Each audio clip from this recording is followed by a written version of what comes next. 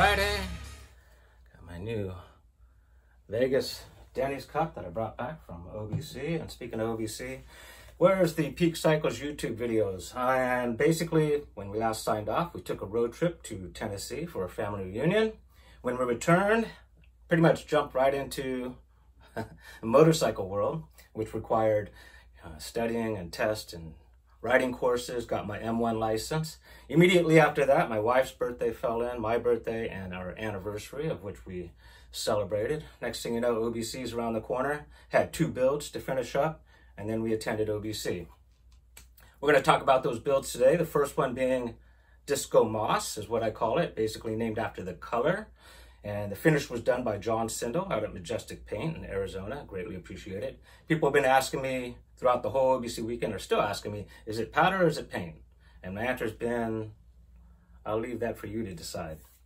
Concept to the frame is most frames are built on what's called seat stays and chain stays that run to the rear axle. There's been a few frame designs out there where they run just single stays, usually up over the top with the seat stays. Sammy from Firebikes has done it. Low Tide Joe has done it, and Frank Flores has done it. I wanted to create a frame where it was coming off the chain stays, which is more difficult because when you come up over the top, physics-wise, with the seat stays, the arc is going the opposite direction of the weight. So you don't really need anything on the bottom end. To do chain stays and keep the frame from folding or collapsing, it needs some sort of support. Most people use the seat tube to add support to those chain stays. I took it one step further. I eliminated the seat tube, brought it back to the bottom bracket, and was able to support the chain stays by running the cantilevers all the way back. People asking me, is it rideable? Yes, it's rideable. I didn't ride it during OBC because I wanted to bring it out in its pristine condition. However, I'm going to show you a video right now. It's going to start off with me right after I finished building it in its raw state, riding it up and down the street, and then immediately after that will be followed by a video at OBC in its completed state. Let's go ahead and take a look.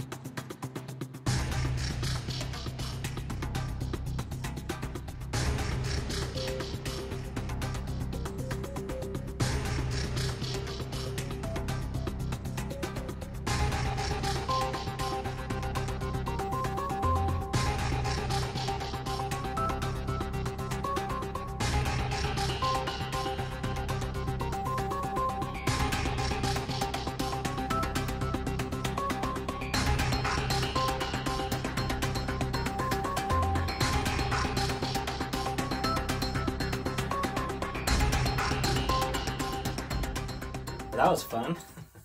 It actually was a very fun build and project to work on. If you would like to see stills or close-ups of that build, there's plenty of pictures on the Peak Cycles Instagram page or Facebook page, and you can check it out there. Moving on to the next build. This build was done for my wife, Kelly, and she's been asking for a Mötley Crüe bike for quite some time. Backstory on the frame is this is the first T2 prototype frame before I started making them available, done numbered. So Kelly claimed it and we turned it into a Mötley Crüe bike. The concept is each image on the bike, which means the tank plates, the headlight lens, the front fork dropouts, the saddle, and the chain ring represent the first 5 albums of Mötley Crüe. Let's go ahead and take a look.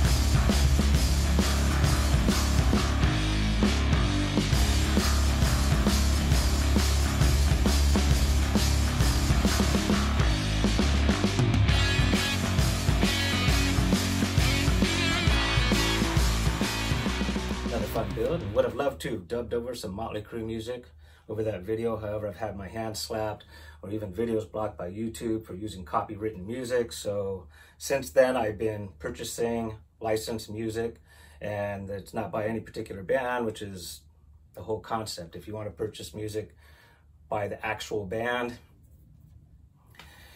Meanwhile, I did post the build to social media and Instagram, and people are telling me, tag the band, tag Tommy, and I did all of that. I posted to IG, tagged everybody in hopes that maybe someday they'll see it and get a kick out of it. I'd love for them to sign the bike. That would be fantastic.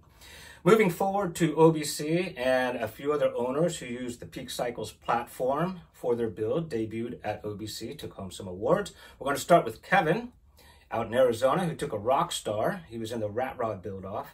And when you see this video, the frame itself is rusty, as most Rat Rods are.